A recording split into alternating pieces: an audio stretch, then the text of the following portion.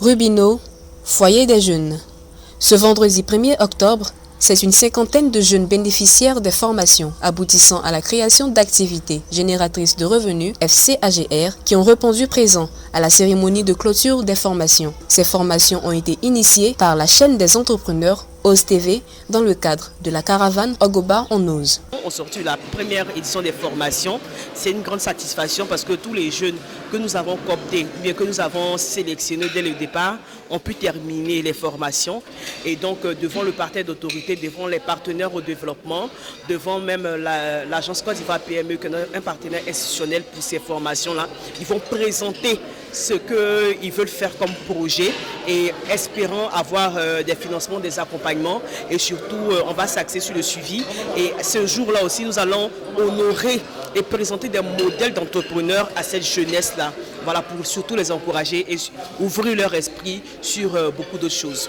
À cette activité, l'agence partenaire Agence Côte d'Ivoire PME a animé une formation interactive et participative sur la modélisation des affaires par les porteurs de projets afin d'équiper au mieux les participants pour la création de leurs entreprises coopératives. Le contenu de la formation a porté sur la modélisation d'affaires pour les porteurs de projets. Nous avons des porteurs de projets dans le domaine de l'agriculture, dans le domaine de la pisciculture, dans le domaine de la transformation, du cosmétique et de la pâtisserie.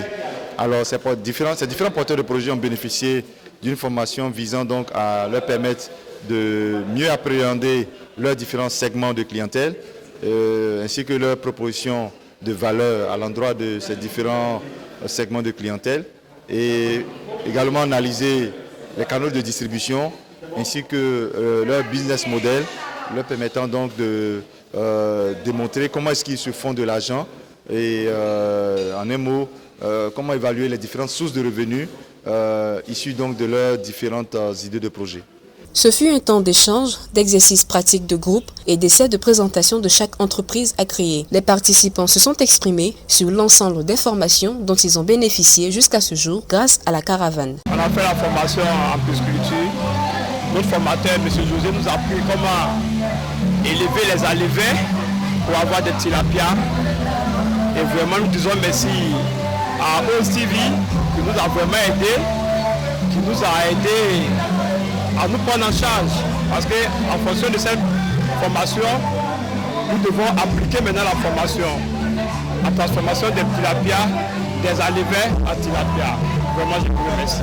La cérémonie s'est tenue sous la bénédiction et les regards favorables du sous-préfet de Rubino, Ouattara Gervais, et de l'adjoint au chef du village. Aujourd'hui, c'est une journée qui marque la fin de votre formation technique dans les diverses disciplines que vous avez eu à apprendre, à aborder, mais également ce sera l'occasion pour une formation que vous aurez pour vous permettre de gérer ce que vous aurez comme entreprise.